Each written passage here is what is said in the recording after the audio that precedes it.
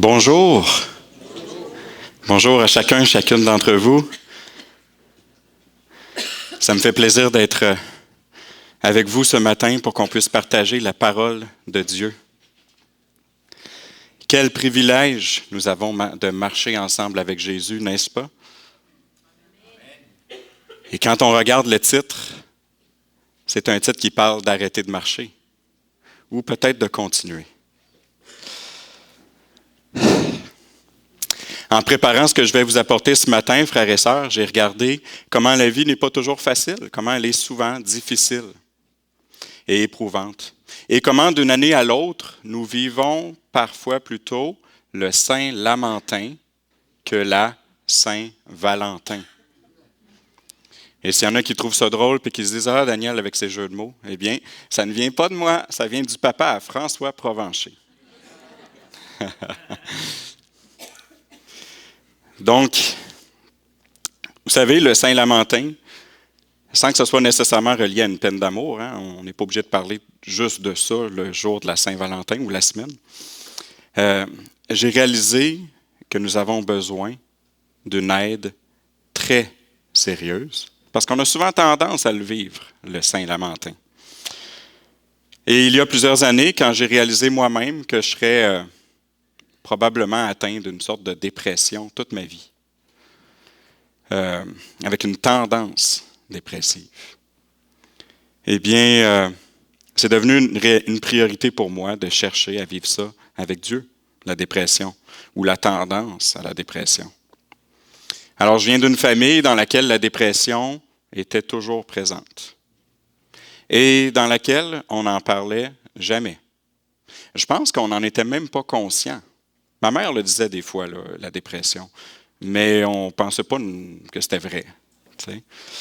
Et ça nous rongeait constamment les os.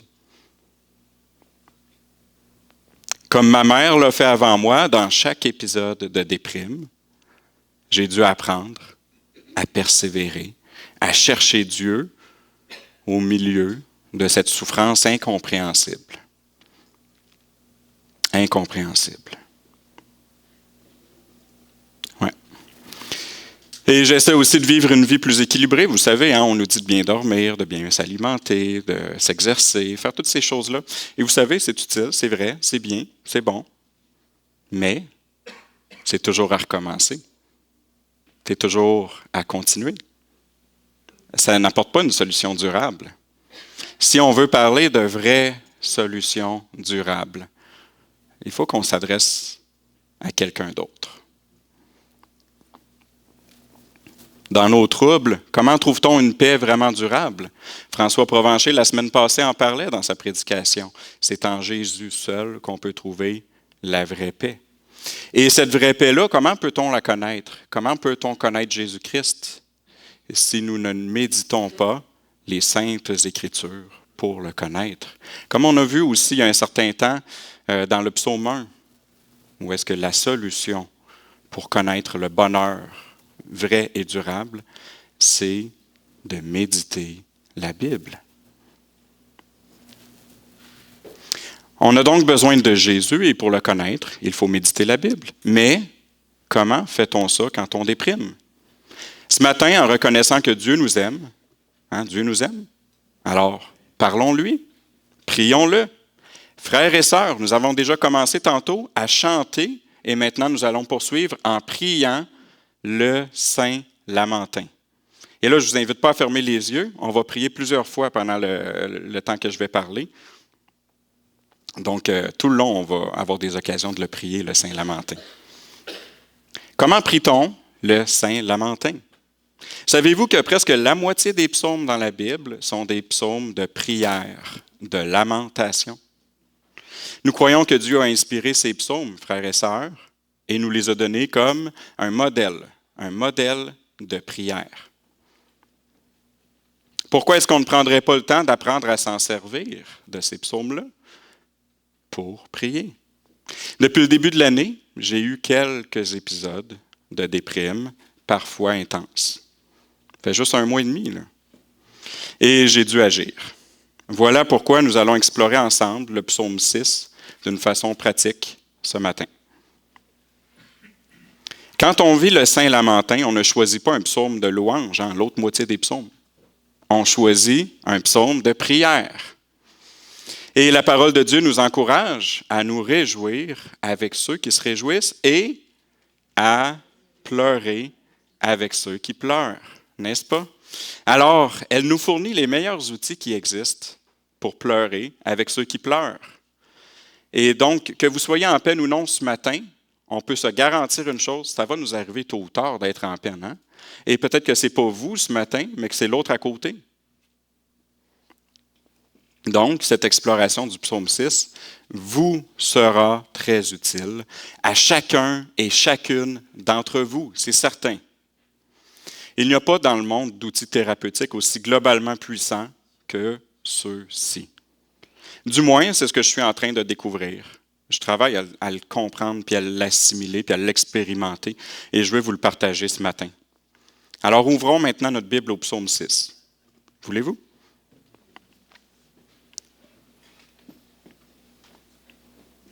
Avant de lire le texte du psaume, je veux juste vous informer que je vais le lire dans la vieille traduction Louis II de 1910.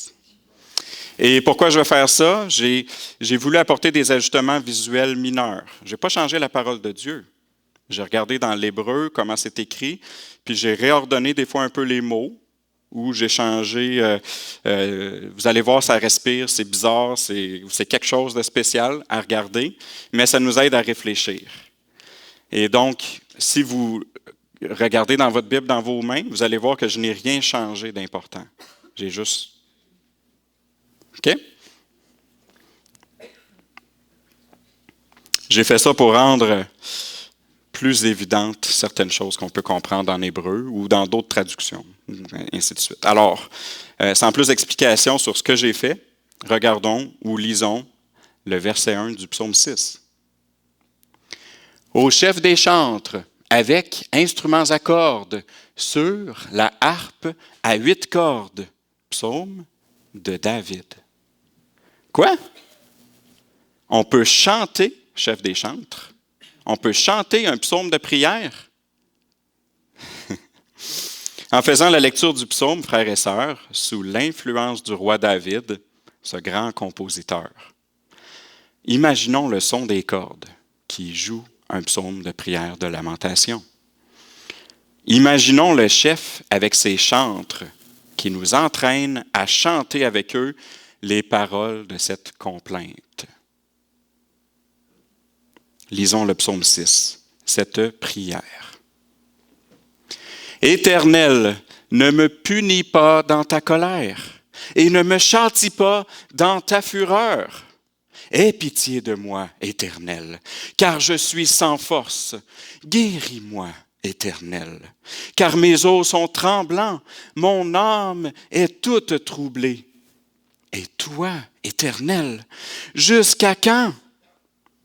Reviens, Éternel, délivre mon âme, sauve-moi à cause de ta miséricorde.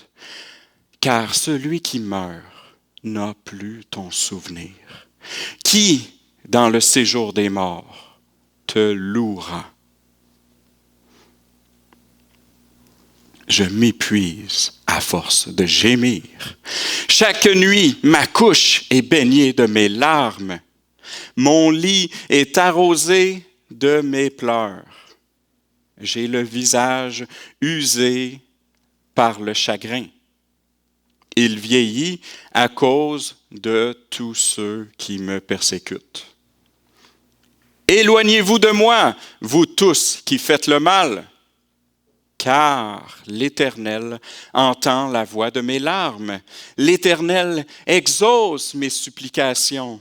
L'Éternel accueille ma prière. Tous mes ennemis sont confondus, saisis d'épouvante. Ils reculent, soudain couverts de honte. Amen. Quel psaume de prière. Quelle prière de lamentation. Quelle prière clair. Et là, vous allez me dire, oh, pas sûr que j'ai compris tous les détails du psaume pour qu'on puisse dire que c'est clair, n'est-ce pas? Bien sûr que non, on ne comprend pas tous les détails. Mais est-ce que ça nous empêche d'apprendre à le prier? Non. Frères et sœurs, lorsque nous avons un sujet de nous lamenter, notre prière, est-ce qu'elle est claire? Qu'est-ce qui rend une prière de lamentation claire? Pour faire une prière claire, comme celle qu'on trouve dans les psaumes, il semblerait que ça nous prend 6 ingrédients qu'il faut exprimer en parole. Ta prière est-elle claire? Exprime-t-elle ta confiance, ta lamentation, ton assurance? S'adresse-t-elle au bon interlocuteur? Exprime-t-elle ta requête et ton engagement? Lorsque j'ai regardé cette liste d'ingrédients pour une prière claire, j'ai réalisé que j'étais loin de savoir prier clairement lorsque je souffre. Nous, les Occidentaux, c'est un grand mot ça, les Occidentaux, nous, les Nord-Américains, nous avons perdu l'art de prier pour se lamenter. Nous avons perdu l'art de prier clairement au milieu de nos troubles. Et pourtant, cette recette de prière, c'est la meilleure façon de passer à travers nos troubles, d'en parler. Une prière claire, ça nous conduit au Dieu qui nous sauve de notre vie mortelle pour nous donner la vie éternelle. Maintenant, observons comment le psaume 6 est une prière claire. Nous allons rencontrer les ingrédients de la recette d'une prière claire dans l'ordre qu'on les voit dans le psaume 6. Alors, ta prière est-elle claire? S'adresse-t-elle au bon interlocuteur? Dans le psaume 6, dès le début du verset 2 jusqu'au verset 5, l'interlocuteur nous saute aux yeux. Vous le voyez en rouge? L'Éternel. Frères et sœurs, quand on est dans le trouble, nous, on sait qui on est, hein? C'est écrit partout, là. Moi, je, moi, mais, mon, toi, mon, moi. Hein, on se connaît-tu, le je, mais, moi, mon, mais? On se connaît dans la douleur. On sait qui on est. On peut passer notre temps à parler au je, mais, moi, mon, mais dans le psaume 6, on s'équilibre en parlant à l'Éternel. N'est-ce pas? Le bon interlocuteur. Ça vaut la peine de parler à quelqu'un qui a le pouvoir de changer les choses. On peut parfois se confier à des personnes de confiance, mais au bout de la ligne, si elles ne sont pas placées pour changer les choses, on n'a pas encore trouvé le meilleur interlocuteur pour en parler. Les psaumes nous montrent à prier le meilleur interlocuteur, le seul entièrement digne de confiance. Le seul plein d'un amour parfait à notre égard. Le seul, écoutez bien, suffisamment sage et puissant pour faire la bonne chose quand il nous entend. À tout coup. Donc, le seul qui existait avant que le monde soit créé, c'est l'Éternel, notre Dieu. Il nous connaît dans nos plus fins détails. C'est lui, le bon interlocuteur. Voyez-vous quel avantage nous avons sur tout ce que le monde de la santé peut nous offrir? On ne peut pas nous offrir le bon interlocuteur dans un hôpital. Maintenant que j'ai dit ça, assurons-nous que vous entendiez bien que je vous dis, ne rejetons pas l'aide médicale, frères et sœurs. D'accord? Mais n'oublions pas de nous adresser au bon interlocuteur, premièrement, avant tout, en tout temps. L'Éternel, notre Dieu. Ce matin, je vous ai dit qu'on allait prier plusieurs fois. Voici la première occasion. Moi, je vais lire mes prières. Vous pouvez regarder le texte pendant que je les lis ou fermer les yeux. C'est comme vous voulez. Alors, prions. Éternel, merci d'être le meilleur interlocuteur pour recevoir nos prières. Sonde nos cœurs et vois si nous nous tournons vers toi dans le malheur. Pardonne-nous de préférer nos idoles ou nos petits péchés mignons, nos réconforts impuissants. Aide-nous à saisir la grandeur de ton amour et de ta puissance et à t'aimer toi en retour. Aide-nous à te chercher premièrement parce que c'est de toi dont nous avons besoin. Amen. Lorsqu'on prie un interlocuteur, une des premières choses qu'on lui dit, c'est quoi? Nos sujets de lamentation, n'est-ce pas? Nos sujets de se plaindre, ce qui nous trouble. Alors, ta prière est-elle claire? Exprime-t-elle tous tes sujets de lamentation? Ceux qui sont pertinents. Normalement, on peut se lamenter de 3 types de troubles. Hein? Les troubles que je me cause moi-même, ceux que eux autres me causent, puis que ceux que toi, Dieu, tu me causes. Êtes-vous surpris de voir Dieu dans cette liste-là? Que Dieu nous cause des troubles, qu'on se lamente de Dieu. Regardons comment ça se passe dans le psaume 6. Dans les versets 2 à 5, on voit les premiers troubles dont on se lamente. Quels sont-ils? Qui nous les cause-t-il? Éternel, ne me punis pas dans ta colère. Ne me châtie pas dans ta fureur. Éternel, jusqu'à quand? Reviens, Éternel. Alors, les premiers troubles dans le psaume 6, ce sont ceux dans notre relation avec l'Éternel. On peut se sentir sous la menace d'être puni ou châtié par Dieu. Un grave châtiment. On peut se sentir victime de sa colère et de sa fureur. C'est ce qu'il a vécu. On peut aussi sentir qu'on souffre de l'éloignement. Reviens. De l'éloignement de Dieu. Dans le temps et dans la distance. Hein? Jusqu'à quand? Il y a du temps, puis il y a de la distance là, qu'on sent. On se sent puni, châtié, quand on pense que Dieu nous laisse seuls dans le trouble. Autant on peut sentir un malaise face à la mention de la colère et de la fureur de Dieu aujourd'hui, autant on peut sentir un malaise face à la mention de l'éloignement de Dieu, autant il faut lui en parler dans notre prière. Il le faut. Il faut se lamenter de ces choses-là. Prions.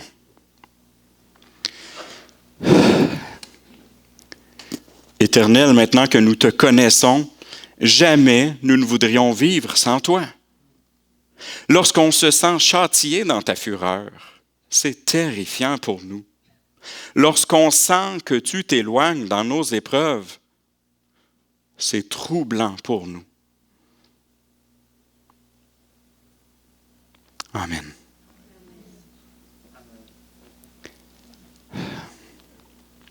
Lorsqu'on commence à se lamenter à un interlocuteur qui a le pouvoir de faire changer les choses, qu'est-ce qui arrive rapidement dans notre discours?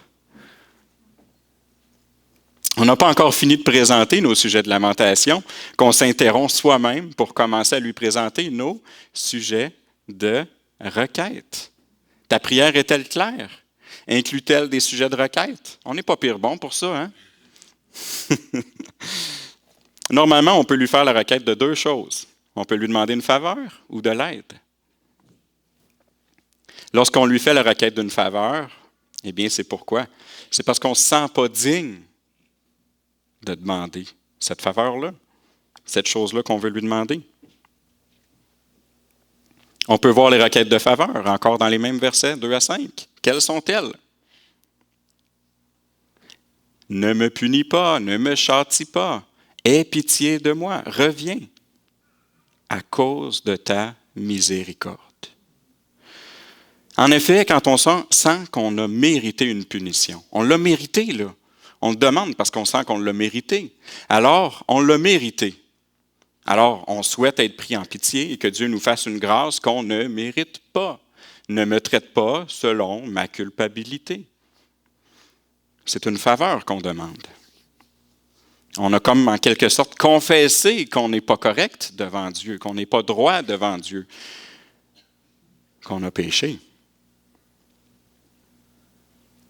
Nous savons que nous avons fait le mal et que Dieu ne l'approuve pas. On ne peut pas changer ce qu'on a fait dans le passé, n'est-ce pas? Mais on peut lui demander une faveur. Si on se sent comme si Dieu s'était éloigné de nous à cause de notre péché, on lui demande la faveur de revenir à cause de sa miséricorde. Hein? C'est comme logique. Peu importe ce que Dieu a fait, si on pense que c'est ça qu'il a fait, on va lui demander de faire le contraire. Prions. Ô Éternel, non seulement nous avons péché dans le passé, mais nous péchons encore si souvent en ne nous tournant pas vers toi dans le trouble. Pardonne-nous de préférer nous tourner vers des idoles ou des réconforts impuissants. Comme le roi David qui a écrit ce psaume, aide-nous à être conscients de la gravité de nos péchés. Comme lui, aide-nous aussi à nous tourner vers toi au milieu du trouble, à ne pas t'abandonner. Merci d'être ce Dieu qui fournit les moyens pour qu'on puisse toujours s'approcher de toi. Dans nos troubles présents et nos culpabilités, pour nous-mêmes ou pour nos frères et sœurs qui souffrent autour de nous, nous te demandons et te remercions d'avance de ne pas nous châtier et d'avoir pitié de nous. Nous reconnaissons aussi que tu peux sembler t'éloigner de nous pour un temps, dans le but de nous redresser comme un père qui prend bien soin de ses enfants en les laissant apprendre aussi au milieu de leurs erreurs, avec amour. Maintenant, reviens agir dans nos vies, même si nous ne le méritons pas. Amen. Dans les versets 3 à 6, on avance. On voit aussi d'autres sujets de se lamenter. Quand on se sent menacé ou abandonné par Dieu, on se cause soi-même des troubles. Je suis sans force, mes os sont tremblants, mon âme est toute troublée. Celui qui meurt n'a plus ton souvenir. Qu'est-ce que ces mots-là ont en commun? Si nous pensons que Dieu est en fureur contre nous, ça nous laisse sans force. En nous sentant menacés et abandonnés par Dieu, on entre alors en contact avec le point commun de ces mots-là, notre faiblesse, notre fragilité, nos limites, notre impuissance. Et ça, surtout ce mot-là, impuissance, ça fait mal. De réaliser que notre impuissance nous empêche de sortir du trouble, qu'elle nous garde en danger, qu'elle pourrait même nous conduire à la mort. Prions. Éternel, nous avons peur de notre impuissance devant toi et devant nos troubles. Nous sommes des êtres sans force et nous sommes profondément troublés. Et non seulement nous méritons la mort par nos péchés, mais en plus, nous risquons de la connaître trop tôt. Amen. Si, dans notre culpabilité, nous avons besoin de faveur, dans notre impuissance, nous avons besoin d'aide. Ce n'est pas toujours facile de présenter des sujets de requête d'aide, parce que ça peut être gênant de reconnaître notre impuissance. On en voit dans ces mêmes versets-là des requêtes d'aide. Quelles sont-elles? Guéris-moi, délivre mon âme, sauve-moi. Hein, on lui demande de l'aide. Vous avez sûrement remarqué que nos demandes d'aide sont basées sur la faveur qu'on a déjà demandée, à cause de sa miséricorde, dans son amour, dans sa pitié.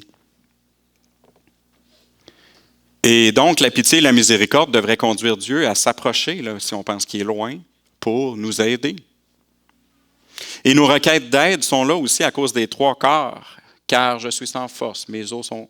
Et celui qui meurt n'a plus ton souvenir. Ça, c'est notre faiblesse. Alors, c'est à cause de notre faiblesse qu'on demande de l'aide. Parce que si on était fort, on n'aurait pas besoin de demander de l'aide. N'est-ce pas? On s'est lamenté de notre faiblesse et maintenant on demande de l'aide. Prions. Éternel, tu vois comme nous sommes impuissants dans nos troubles. Dans ta grâce, aide-nous, guéris-nous, délivre-nous, sauve-nous. Éternel, nous te confessons aussi nos craintes, si nos troubles nous conduisent à la mort, ou si nous sommes tentés de commettre ce qu'on appelle l'irréparable face à notre propre vie. Qu'arrivera-t-il? Viens et sauve-nous avant qu'il ne soit trop tard. Amen. Quand on prend le temps de réfléchir à la perspective de notre mort éventuelle, nos priorités changent pour la vie. Normalement, c'est une réflexion qui va nous conduire à découvrir des sujets d'engagement dans la vie, n'est-ce pas? Prenons-nous le temps de les exprimer à Dieu. Ta prière est-elle claire? Exprime-t-elle des sujets d'engagement envers Dieu? Dans les versets 5 et 6, on voit un sujet d'engagement. Quel est-il? C'est un peu plus difficile.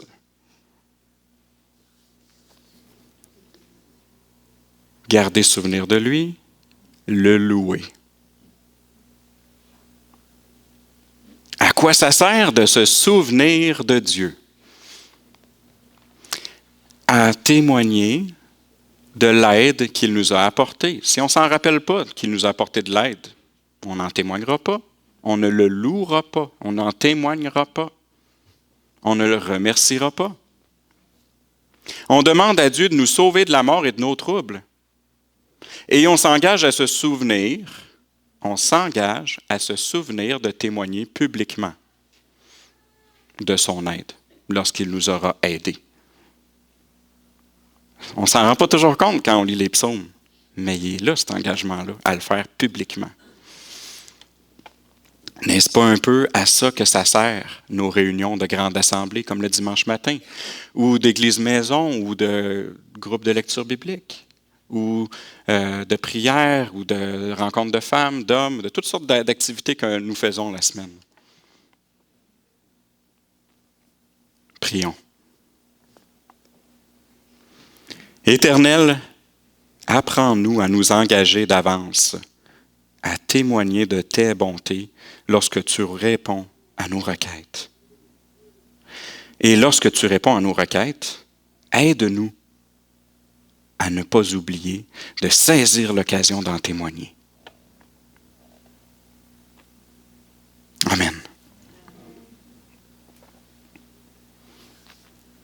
Dans le cas du psaume 6, après s'être engagé à louer Dieu, c'est-à-dire de témoigner de Dieu, on présente un autre sujet de lamentation à l'Éternel. Oh, surprise! Dans les versets 7 et 8, on le voit. Quel est-il et qui nous le cause-t-il?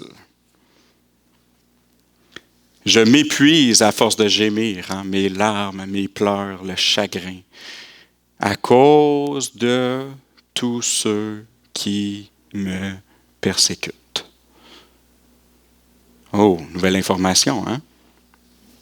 Des fois, on se demande là, pourquoi on n'a pas parlé avant là, des persécuteurs dans le psaume. Vous savez, des fois, là, les persécuteurs ne sont pas la cause principale de nos troubles. Et c'est peut-être ça qu'on voit ici. Quand ça va mal, souvent, il y a des gens qui sautent dans le tas, qui s'aggravent au milieu de nos troubles, qui aggravent nos troubles par leur façon d'interagir avec nous. Parfois, sans même s'en rendre compte. Et parfois, de façon très intentionnelle et malicieuse. Quels qu'ils soient, ces opprimeurs, persécuteurs, adversaires, ennemis, c'est ce qu'ils font. Ta prière est-elle claire? Exprime-t-elle tous tes sujets de lamentation? Prions. Éternel, comme nous pouvons nous sentir seuls et trahis par ceux qui nous persécutent. Comme ça fait mal quand il nous semble que le monde entier est contre nous. Amen. Quand le monde entier semble être contre nous, on peut perdre confiance en la vie, comme on dit. Cependant, Dieu nous donne toujours des sujets de confiance. Et c'est bien plus utile d'avoir confiance en Dieu que d'avoir confiance en la vie ou que d'avoir confiance en des personnes autour de nous ou que d'avoir confiance en des idoles. N'est-ce pas? Alors, ta prière est-elle claire? Exprime-t-elle des sujets de confiance en Dieu? Dans les versets 9 et 10, on voit des sujets de confiance en Dieu. Quels sont-ils? L'Éternel entend la voix de mes larmes. Il exauce mes supplications. L'Éternel accueille ma prière. On a confiance en notre interlocuteur divin. Si Dieu semble être loin de nous, nous avons confiance qu'il est quand même là pour nous aider. Et c'est vrai. Nous avons confiance qu'il voit notre situation et qu'il reçoit favorablement notre prière, malgré notre culpabilité, malgré notre faiblesse. Dieu est là. Dieu nous aime. Prions. Éternel, merci d'être ce Dieu d'amour tout-puissant, toujours présent, même lorsque tu sembles être absent. Toujours aimant, même lorsque tu sembles être en colère. Merci de nous accueillir dans notre faiblesse, dans notre culpabilité, dans notre prière. Amen. Finalement, puisque nous avons confiance en ce Dieu qui est tout-puissant, nous pouvons nous attendre à une réponse à nos requêtes, n'est-ce pas? Parce que Dieu est Dieu. Nous avons des sujets d'être sûrs, des sujets d'être certains, des sujets d'assurance de son aide. Nous sommes assurés de son aide. Ta prière est-elle claire? Exprime-t-elle tes sujets d'assurance? Dans les versets 9 à 11, on voit des sujets d'assurance dans l'œuvre de Dieu. Quels sont-ils? Éloignez-vous de moi, vous tous qui faites le mal. Tous mes ennemis sont confondus, saisis d'épouvante. Ils reculent, soudain, couverts de honte. Dans les psaumes, la notion d'ennemi, elle est assez flexible. Ça peut être la mort. Ça peut être notre péché. Ça peut être des personnes qui nous font du mal. Ça peut être des personnes qui nous entraînent à faire le mal. Dans tous les cas. Dans notre prière, on peut même s'adresser à ceux qui font le mal et au monde autour de nous. Éloignez-vous de moi, vous tous qui faites le mal. On est en train de prier Dieu, mais on s'adresse à notre ennemi pour leur exprimer qu'ils ne gagneront pas contre nous. Pour leur exprimer que Dieu va renverser la situation. Nous en sommes certains. Parce que Dieu est juste et tout-puissant. Prions. Éternel, merci d'être ce Dieu si puissant. Ennemis, éloignez-vous de nous. Dépression, éloigne-toi de nous. Ennemis, éloignez-vous de nous. Tous nos ennemis seront confondus, car Dieu défend notre cause. Amen.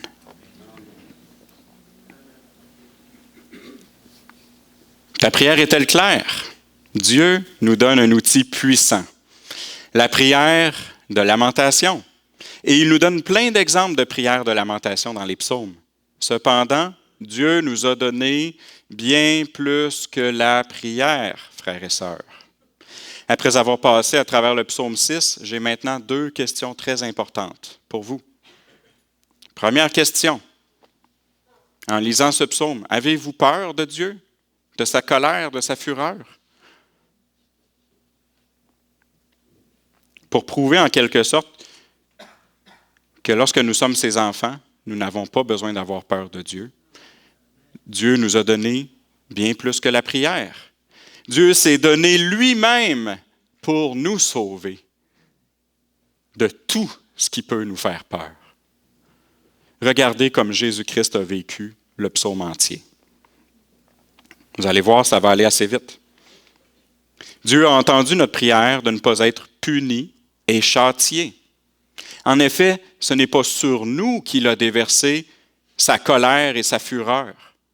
C'est sur son Fils unique qu'il l'a déversé à notre place. Il l'a déversé sur lui. Jésus a vécu cette partie-là du psaume. Jésus a vécu cette peur de Dieu à notre place. Et il a tellement eu peur, en fait, qu'il s'est servi du psaume 6. Un jour, lorsqu'il a dit « Maintenant, mon âme est troublée. Et que dirais-je? Père, délivre-moi de cette heure. Mais c'est pour cela que je suis venu jusqu'à cette heure pour mourir sur cette croix. » Là, j'ai paraphrasé un peu ce que Jésus a dit. Ensuite, pour que Dieu réponde à notre requête de ne pas être séparé de Dieu, il a lui-même vécu la séparation, revient éternel. Il l'a vécu en prenant sur lui nos péchés, en subissant le châtiment que méritaient nos péchés. Il a été séparé du Père un instant. Et ce n'est pas tout. Il nous habite en tout temps par son Saint-Esprit. Alors, il a même accompli cette prière-là, revient de façon permanente dans ceux qui croient en lui, en nous envoyant le Saint-Esprit de façon permanente. Il est revenu de façon permanente. Wow! Il est fidèle, notre Dieu, pour répondre à nos prières. C'est incroyable les détails dans lesquels il y répond.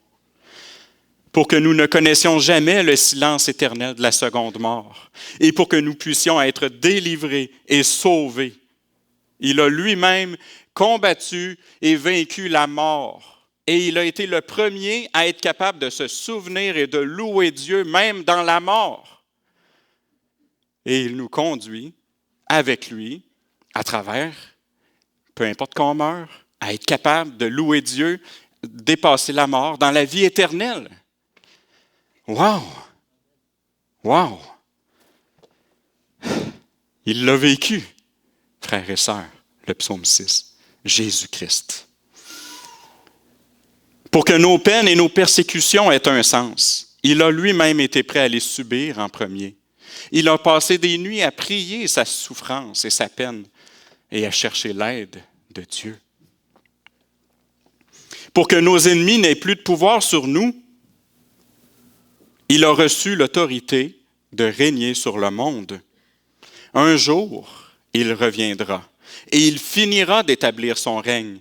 Nous serons avec lui et ils seront éloignés de nous, nos ennemis. Ils seront éloignés de lui, premièrement, et de nous qui serons avec lui. Wow! L'Évangile dans le psaume 6. Non seulement Dieu nous habite, mais en Jésus qui est ressuscité, qui est assis sur le trône au ciel, nous avons un avocat tout-puissant auprès de l'Éternel. Un avocat qui défend notre cause, qui entend nos prières, nous défend contre nos adversaires jusqu'à son retour et qui nous laisse le Saint-Esprit en attendant son retour. Ne sommes-nous pas choyés de connaître Jésus-Christ, frères et sœurs? Donc, pendant que je me sens de moins en moins seul, vous sentez-vous seul dans vos troubles? Vous sentez-vous seul dans vos troubles, frères et sœurs? Nous n'avons pas besoin de nous sentir seuls dans nos troubles. Dieu nous a donné bien plus que la prière, même si elle est très utile. Dieu s'est donné lui-même pour nous sauver. Et quelle œuvre merveilleuse et efficace il a réalisée en notre faveur par le moyen du sacrifice de son Fils unique, Jésus-Christ, notre Sauveur. Car Dieu a tant aimé le monde qu'il a donné son Fils unique, afin que quiconque croit en lui ne périsse pas, mais qu'il ait la vie éternelle. Si vous êtes en visite ce matin, vous êtes cette personne qui peut croire en Dieu pour être sauvée. Demandez aux frères et aux sœurs autour de vous de vous montrer comment on vit et comment ça a changé leur vie de croire en Jésus-Christ. Si vous êtes dans des souffrances, que vous soyez en visite ou un frère ou une sœur, et que vous êtes dans des souffrances, sachez que vous n'êtes pas seul dans vos souffrances. Jésus-Christ les a connues avant vous. Et David a écrit, et des millions de chrétiens avant vous, et encore aujourd'hui, sont en train de passer par là et peuvent vous comprendre. Il y en a autour de vous. Donc, nous appartenons à une longue lignée d'enfants adoptés dans la famille éternelle de Dieu, qui passent à travers ces épreuves, qui dépassent la mort pour aller dans la vie éternelle.